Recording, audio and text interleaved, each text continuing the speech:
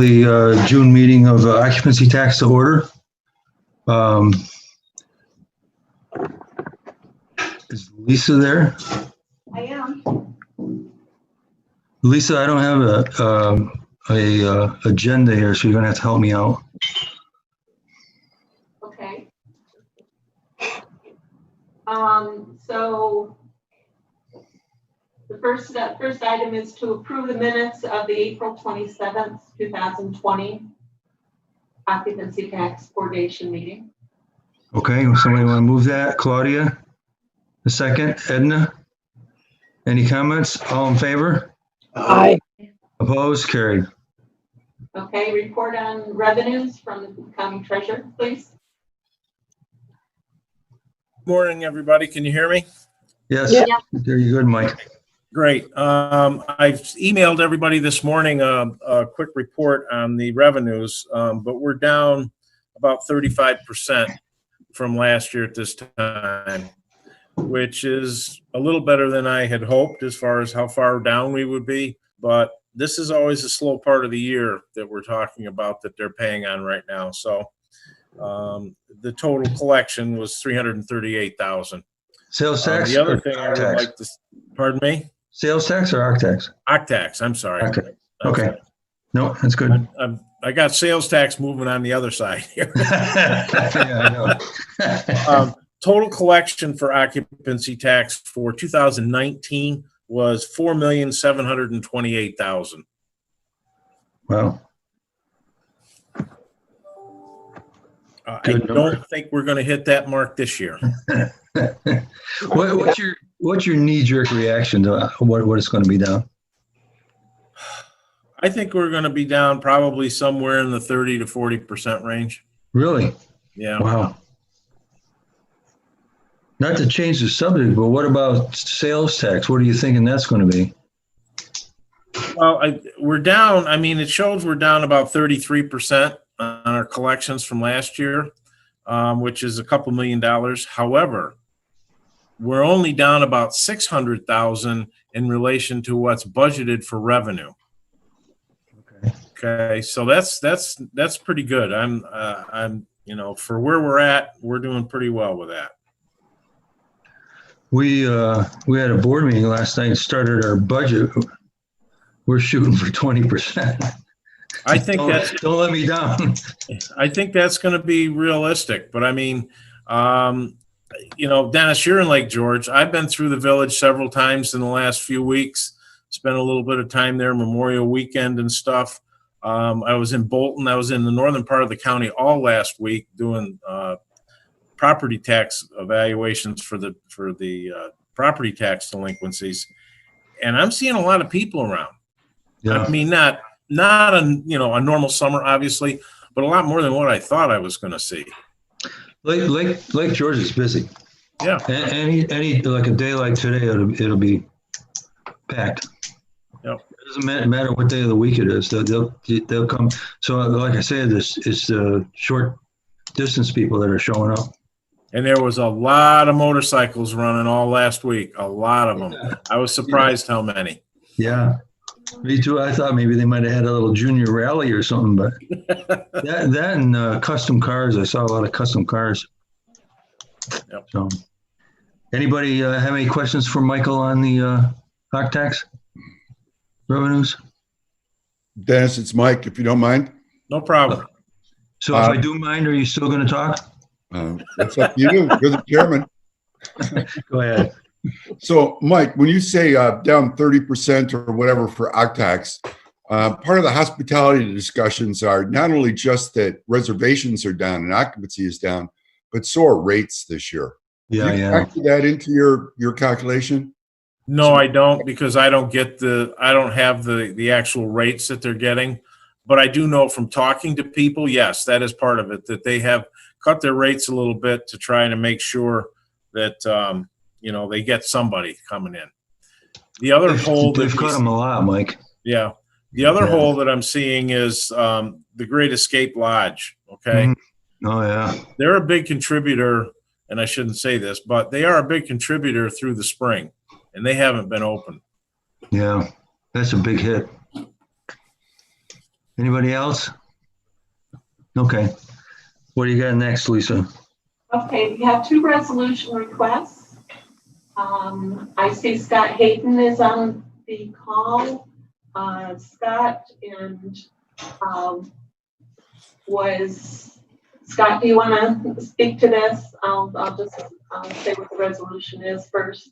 The 2019 Chris Kindle Mart was short $8,827 to fully pay their vendors, and the 2020 Chris Kindle Mart has been canceled, and we would like to revise the 2019 contract so that we can cover Scott's shortfall.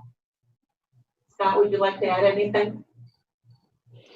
No, just reiterating I appreciate the opportunity to speak. Just reiterating my comments in previous meetings that the largest expense for this the Chris Kindle Mart was the tent and all of the other associated expenses with that vendor. You know, you can see in the invoice there's over roughly $60,000 for everything associated with that, just to hold the event. And in light of where we are, we felt it was prudent to cancel, since a lot of the legwork for sponsorships would have taken place, and our hopes were to make up enough revenue to cover this year's shortfall. But that's not possible. So Scott, the 2020 Chris Kindle Mart was awarded $35,000. So if we take the 8827 from that, there's actually little over $26,000 that will go back into the fund, the special event fund. Scott, what are your long-term plans? Are you hoping to do this again next year? In 2021, yes. Okay. That's our plan right now. Okay, great. Claudia? I'll make the motion for the resolution. Okay, somebody want to second it? With my regrets that we won't be able to hold this year's. Yeah. What am I going to do for my Christmas shopping? Yeah. Edna, you second that? Yes. Okay. Anybody have any comments? Rachel? Thank you. I'm sorry, I guess I'm still not grasping what we're talking about, because I have not seen a copy of the invoice that you're referencing, Scott. I'm looking at the backup agenda, the agenda that's online, and the backup information there. This was a 2019 event, right? That you're asking for the 8827 for? Yes. And that event took place or did not take place? It did. It took place. So can you just walk me through this, that I'm not understanding why we're paying 8827 now? It's a reimburse. I guess I'm a little lost. I understand it's not happening this year. Right. And my apologies. I did go searching for this information, but Scott, did you provide that invoice to Lisa? Yes, I did. I believe I did. He'll provide it with the voucher if this is approved. I can certainly forward it to Lisa now again. Yeah, so the bulk of all expenses were the vendor, Rainerstein Tent Company, for me. Pull up the event. So Kristen Hannafin's also on with us as well. So yep. No, the bulk of what happened last year is that we were, between the weather, between the size of the tents, and the heating expenditures, which hit hard and fast. Unfortunately, I mean, the event came off, and I think we had over 4,000 people come. But the problem was the tent company, their costs, and the heating in particular, to heat those tents in basically sub-zero temperatures over 3 days, went much higher than what we had initially anticipated. So when the final bill came in, this is where those overages came. You know, I think we've tried multiple times with several months now to try and fill those gaps, but we weren't able to. Craig? So the initial expense. Mr. Chairman, oh, sorry. If I may just follow up, Chris and I thought GA Bove donated the propane. They donated a lot of, but they didn't donate the heaters, and we needed more heaters. Thank you. You're welcome.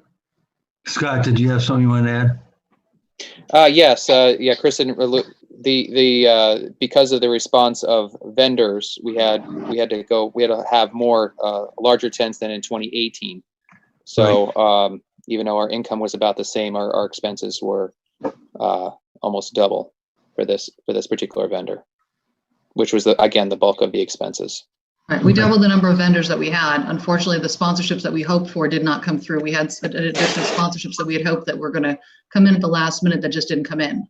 That we had gone after the year before, stepped up, from the private side, not necessarily the public side. And unfortunately, we were not able to cover these costs. Well, thank you for the one. I apologize. I just didn't have the full information in front of me. But Kristen, I mean, one of the things that we continue to hear about, and perhaps Dennis, it's something to talk about with Jean, and the idea of how money is spent and what we're looking at doing. And, the tent rental continues to be a source of problems for all of or the majority of our events that we're seeing up in Lake George. So I don't know if there's a way to fix that problem. I know lots of different discussions have taken place, but I just think it's really costly. But the tents are by trial by fire. Pardon me? A lot of it's trial by fire. You think you know what it's going to cost you, and you do it, and something happens like the weather that you weren't expecting, and gets out of hand. Well, and I understand my questions, though, are just geared towards the fact that they can't be the only one that this happens to. There must be other events that, estimate for a certain cost and then come in over. And if we're going to have people coming back to the county asking for that money to be made up in that shortfall, we need to be prepared for that. I agree. We do, Rachel. I think this is the only one I've ever seen come back. Anybody else? Yeah, and just for clarification too on the decision for this event, given the fact that we're in the middle of a pandemic right now, and it may be a little presumptuous at this time to sort of cancel. As Scott said, we're already behind the 8 ball with sponsorships, and given the fact that money is so tight out there, it's not going to be possible to raise the money to get this to cover those costs again for 2019. There's also potential for another event to go into that space that we had heard of. Whether that will still go forward or not, we don't know. But to give more of a guarantee that this event can be more successful in the previous years and continue to keep growing, the best overall decision for this event would be to push it to 2021. I think there's more of a guarantee and more stability, particularly with the idea of large group gatherings, which we still don't know, and we won't know for several weeks or months at this point, what will be permissible. The idea of having a 5,000 plus person event, even in December, is still up in the air. So with a lot of additional protocols and guidelines and everything else that need to go behind that. So those will be additional costs that may need to get put into this mix, things like sanitation and hand washing stations and face masks and all these other things that all these other events are starting to look at, they're going to have to comply. So Scott and I spoke, we had a lot of consideration about this, and while we're sad not to be able to do it this year, we do believe it is the best decision overall as a whole. Thank you, Kristen. John, did you have something? Yeah, just a reminder that for years I've been advocating for that we look into a tensile structure. I say tensile structure because they serve the purpose at probably the reduced cheapest cost. And the amount of money that people are renting tents for every year for these events in Lake George is money that could be used to rent this tensile structure, which could have skirting on the outside that encloses it, so to expand your season. But it also assures potential renters that in rainy times and so forth, their events can still go forward. So again, I know there's general agreement that we should look into that, and it's just something that needs to get done, I believe. You hit that right in the head. The mayor is looking into that, John. Has been. He's gotten some prices to actually do something. He was looking at the Wood Park, so you may want to talk to him. Claudia? Okay. Thanks, Chairman. Something that Kristen said a moment ago kind of bounces off what John was saying about investing in that site for all of the people who are using it. And I think going forward, we are going to need hand sanitizing stations. Is that something that the county is looking at installing for future use of that area for all of our renters? We have looked into it, Claudia. The village has recently contracted with John Carr. He has the brewery, and they make sanitizer. And John has expanded that into actually providing hand washing stations as a means to keep his employees working until the restaurants are open and going. And he has, I think he has 20 stations in Lake George Village. But it's something to consider. Yeah, get a few down in the commons, in the festival commons. Yeah, absolutely. Great. Yeah. Craig? Thank you, Mr. Chairman. On paying this bill retroactive, is that legal? Using these funds for something that has already happened. Are we abiding by our rules? You asking me for a legal opinion, are you, Craig? I see Ryan's I'd be glad to render one. too. So I don't know, Craig. The answer to your question, I don't think anybody's asked Mary. So have they, Lisa? Not that I'm aware, no. Okay. Ryan, did you have anything there, Mr. Dickey? No. Okay. Rachel? Two things. One, could we get an answer to that before a board meeting? And I'm inclined to obviously support this. I just worry about what's going to happen down the road with other events. But also, to Claudia's point, Lexi worked on that list with all of the county-owned properties, and I believe it was supplemented with also a lease list. But I'm hopeful, whether it be out of your committee, Dennis, or out of DPW, I don't know, Ryan, the right committee to be looking at it, but I think we need to address the number one concern of every tourist coming to our area was hand washing and hand sanitizers. Don't we have a responsibility in some level to make sure any county property that we're involved in has that available for whether it be our own employees or those visiting? I would think we're just going to see expense request after expense request from events for as Kristen mentioned, the hand sanitizing, the hand washing. Before we go crazy with our marketing budget, we might want to think about having the tools in place to address the survey concerns. It's a good point, Rachel. The discussion has been going on is whether it's the responsibility of the county and county properties or the responsibility of the business that's renting it. I don't know. Well, I don't know where that falls.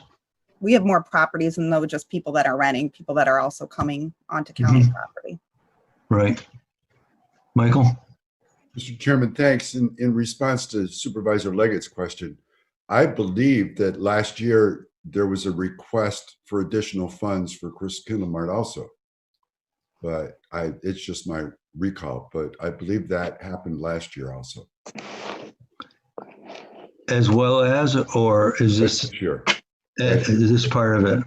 Yeah, I was engaged with both of these, and I understand the overages, but I believe last year we provided additional funds also after the fact.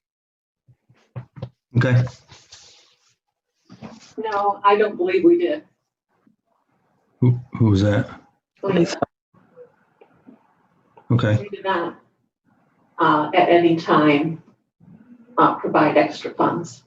Maybe it was before the event happened. It could be before the event, but I think I recall an increase somewhere, or maybe it was over this past year versus the first year. There was an increase in the request at the workshop this year. We were aware of the shortage last year, of course, when the final report was made. But we did not at that time give any additional funds.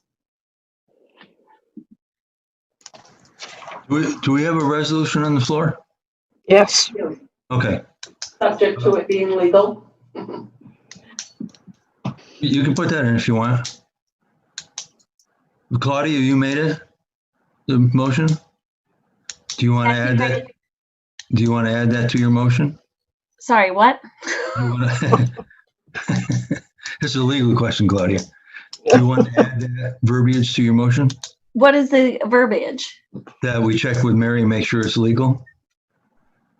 Oh, for pity's sake. Okay. Hey. I don't know why would this not be legal, Ryan? We're amending a contract. And I think we always do reimbursements anyway. Typically. I mean, that's why we had to do the whole thing. We were going to pay Americade in advance of the event happening, Right. but it was still a Right. reimbursement of expenses they had already incurred. I don't know. Correct. Mr. Dickey may have something else to add. I jumped in. I think you're on mute, Ryan. Still, Can't hear you. no go. How about sign language? Oh, you know a little bit of sign language.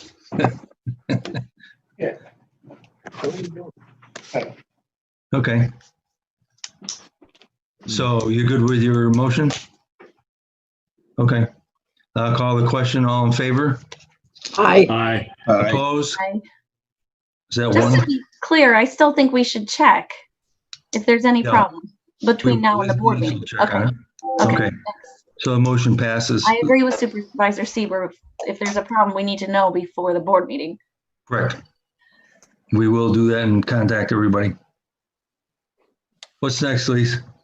Okay, the other resolution is just to change dates and show on the previous resolution 49 of 2020, those events that have been canceled. So I can read to you the difference in dates, Okay, the new dates for the events, and I'll indicate which events have been canceled. okay, So Adirondack Festivals, which is the 6th annual Adirondack Wine and Food Festival. The new dates are 9/26 and 9/27, 2020. Adirondack Hot Air Balloon Festival. There are no changes in the dates, 9/17/20 to 9/20/20. Adirondack Sports Complex runs from January 1st to December 20th. There's no changes there. Albany Rods and Customs, the 32nd Adirondack National Car Show, no changes, 9/10 to 9/13, 2020. Americade has new dates of July 21st to July 25th, 2020. The boys basketball, which was to take place in March, has been canceled. The Lake George Winter Carnival, of course, happened. It was January 24th, 20, and the weekends in February. We do have a 3-year commitment with the North Creek Business Alliance for $12,500 for the shuttle bus. No changes for promotion of bicycling by the Warren County Safe and Quality Biking Organization. That happens throughout 2020. I reached out to the Warrensburg Bike Rally. They're proposing dates of July 17th to July 26th. However, it's currently on hold. He has not gotten final approval apparently for that. Warrensburg Chamber of Commerce runs the world's largest garage sale. That is still set for October 2nd through October 4th, 2020. Well then, okay, Hyde Collection, their award was for marketing publications in 2020. That's no change there. Improv Records has the Adirondack Independence Music Festival, September 4th through September 6th, no change. The Iroquois Empire Regional Volleyball Association was canceled. They had May dates for junior regional championships. Primetime Lacrosse, which has been changed to August 1st and 2nd. They have apparently 2 weekends, August 1st and 2nd, or not 2 weekends, but 2 different sessions, August 1st and 2nd, and August 3rd and 4th. And the other 2, the following, of course, is the Adirondack Race Management, which was the Lake George Triathlon Festival, set for September, has been canceled. And the 2020 Chris Kindlemart, as we've just spoke, has been canceled. So there is a $70,000 savings in those events that, or the awards that for 2020.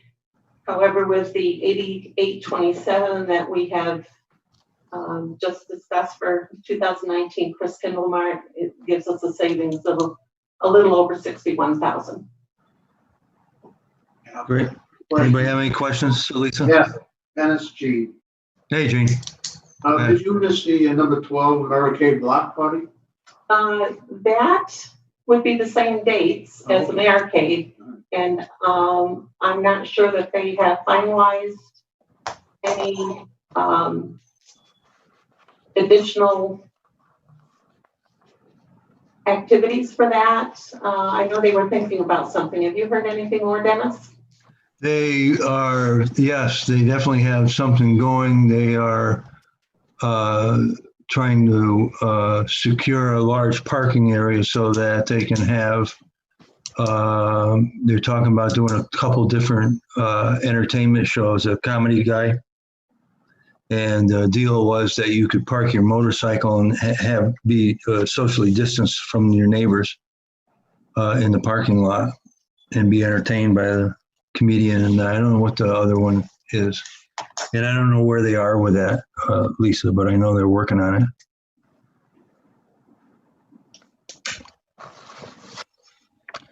Anybody else? The resolution, just changing dates and updating resolution 49 of 2020 to show that which events have been canceled to our knowledge at this point. Okay, somebody want to move that? Craig? Yeah, I'll move that. Second, Claudia? Yeah, I have a question too when you're ready. Okay. Yeah, now, if I may ask too. Go, you start it off, Craig. That this brings us back to what our target expenditures were for occupancy tax when we went into things. So I think we're now dipping into the fund balance. So this is a good move. Sorry Yes. to see these things canceled, but okay. Yeah. Thank you. Claudia? Well, maybe I missed part of the discussion in the prior committee meeting, but we're talking about a $61,000 savings, but also spending 250 to 500,000 on our marketing push now. How do those Two different funds. Different funds. Two different, right? Yeah, it's all OCTAX money. It's two different funds. One's Gene's and the other's mine. you boys need to play nice with each other in the Yeah, sandbox? it's a good thing that we're friends. The tourism budget is split into two different codes. One is for the department, the other is for special events for the occupancy tax. So the $250,000 to $500,000 spend is on the department side. That's also out of an appropriation of $1 million. So what we're talking about is $500,000 savings. Correct. Sorry, Ryan, say that again. That $250,000 to $500,000 expense that was discussed at the tourism committee, that's out of a $1 million appropriation. So what we're talking about as much as spending is also savings. Right. Thank you, Ryan. Anybody else? I'll call the question. All in favor? Aye. Opposed? Carried. That's all I have, Dennis. Anybody have anything on the committee? John? Yeah, Dennis, I received a letter from you, and it said that we're not going to get any act tax money this year, the towns. Well, we're looking at that possibility, John. The letter basically says that we haven't collected any, so we can't give you any. Is what So, it is. well, the county did agree to the 55,000, although we never received it. So we're not going to get that 55,000 either. I don't We know can that. take it out of that other pot. I don't know that yet, John. I don't know what we're going to do. All I know is we don't have the money, so I want to let everybody know we can't send it to you because we don't have it. Well, the reason why I mention it, because this is the time of the year that events in the Lake George, Queensbury, Glens Falls region usually ask the town of Queensbury to supplement their activity so that they can have that activity. We have zero money for this year for OCTAX deliveries. So many of the events that come to us for funding are not going to get funded and not going to be held, which will further compound our problem in that they won't help generate any further OCTAX. So it's a catch-22. So these events that go unfunded that won't be held will hurt, the OCTAX situation as well as the sales tax situation. So right now, everybody that would come to the town of Queensbury, and they are numerous, asking for money so they can hold their event, I'm going to have to say there is no money. Well, Zero. Well, that's basically the problem at this point, John. But I think as we go through all these things and decide what we're going to do and what we're not going to do, we determine whether we got the money or not. We obviously have monies in our other accounts that we could raid, but we don't want to do that until we're sure we know where we're going. Dennis, can I speak for a minute? Kevin Garrity. Yeah, Kevin, go ahead. I mean, some of the towns had balances in their Oxy tax money at the end of the year. So, I mean, you need to check your balances in the reports you filed with the attorney. Some of you had some balances, some a lot more than other people. So, but I agree with John. I'm telling our events, don't expect that I'm going to fund you out of Oxy tax if I don't receive it. And I think Mike Swan, didn't we agree that we would make the one payment in October? The last October payment was made. The problem is that everybody was owed a payment in June 1 of this year, which was a over $800,000 payment. Yeah. There wasn't enough money in the account to write the checks. But weren't we going to delay that until October? That's what we talked about. That was the discussion, and I'm not sure where we're at with that. But the bottom line was we didn't have enough money to write the checks in June 1. Now, if things work out, the October payment may include that, but that's a decision for the board to make. Right, but that's the way we discussed that at length, and that's what we're all aiming on. I mean, if I get a request from my town, I'm saying, I'm sorry, I can't fund you now. I won't have any money until October, because it would be foolish for any of us to fund them now if we're not going to get Oxy tax money. But there again, I've looked at all the reports, and some of you towns have balances sitting there. So just be careful when they say you don't have any money, because if somebody went and asked to cover off your books, they see that you do have balances. I think we all do. Well, we need to look at all that, Kevin.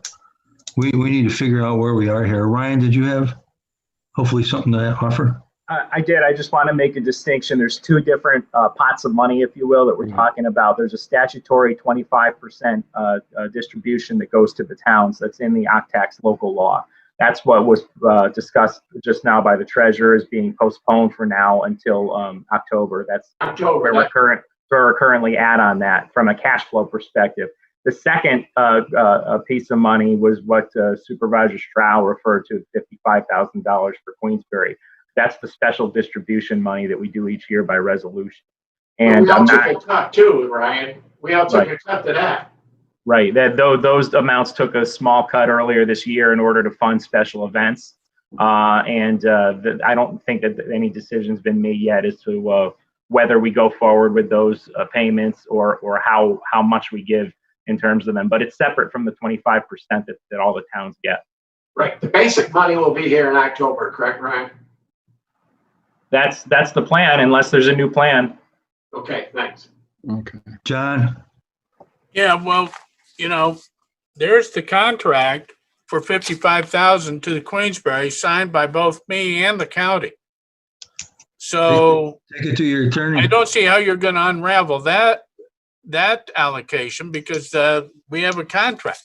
Because it's subject to appropriation. All right. The second thing I have is we've expended our money, so we have basically nothing significant in our balance. So I was depending on this and depending on, the June 1st allocation that you referred to, the 25% that's allocated to the communities. And, okay, so right now I have basically nothing in the account for occupancy tax distribution. Now, I think the town board would be willing to proceed if we knew that there was going to be some kind of allocation in October, because October, everything's over with. Okay, that might be good for 2021, but for the summer events of 2020, and there are still some that are planned, they won't receive funding, so they may not happen. So, but if I could get some kind, even a conservative estimate of what the town might expect in October, I'm willing to put I'm sure the town board would support me, be willing to put some money forward, expecting to get reimbursed for this, for those events that are planning for this summer. So, I think that's exactly what we're saying. There's that 25% distribution is statutory. If the county's not going to make that, the county's got to amend the local law. So, so the county is going to give me some kind of an idea what to expect in October, even if it's a conservative number, let's say 30% reduction or 40% reduction, whatever number that is, so that I have something to show the town board and say, well, listen, we're going to expect, let's say it's 100,000, and that's a conservative reduction. Then I think the town would be willing to put up taxpayer money to fund that if we're going to get reimbursed in October. But it's a question mark. John, that's a good point. Ryan, why don't you and Mike Swan and Lisa and I sit down and see where we are and where we're going, try to answer that question for them. Yeah, I think we could get you an exact dollar figure. This is based on last year's revenues. Is that right, Mike? Yeah, I think we can work something up. Great. So let's do that. Yeah, let's do that, John. We'll get back to you and the rest of the supervisors about where we're going with this. Okay. Rachel? Oh, yeah. Thank you. So just for sorry, Rachel, go ahead. For clarification then, Town of Chester last year in October got $30,000. And we got $7,000 on the 24th of May. And back in March of 2019, we had $15,000. When I got that letter, I was thinking the $30,000 was still secure, but the other payments were not secure. Correct. That's right. Okay, so the October $30,000 should be secure. Is that correct? Yes. Correct. Thank you. Yeah. Thank you for that clarification. As long as you don't need it right now, it's correct. Okay. Thanks for sending out that letter too, Dennis. Appreciate it. Oh, you're welcome. Okay, we're all set? We got a motion, right? Oh, I'm sorry, Frank. You're on mute, Frank. Can't hear you. I think, like Ryan said, I think the dune payment should be secure too. That's part of the 25%. So that's part of the statute. So unless we change the law, whatever was due in June is due. Okay. Okay. We'll take that into consideration. Thanks, Frank. We have a motion on the floor, right? Dennis, you never went back to Rachel. Rachel? Thanks, Claudia. Dennis, I know you're not forgetting about me. No, I need never. to back up a little bit on, despite your efforts, Dennis, but what you guys talked about balances. Kevin Garrity brought it up, and I think it was a good point. I've asked previously for any type of guidance or updates on what can be carried over as a balance in those town funds. I've read all the reports. In January, we were tasked with getting caught up very quickly on the reports that were filed with the county attorney's office. I had the chance to look at all those. Some of them were still coming in. So I think there's some that I've got to follow back up on and get the current numbers. But is there a way to have a list sent out to us?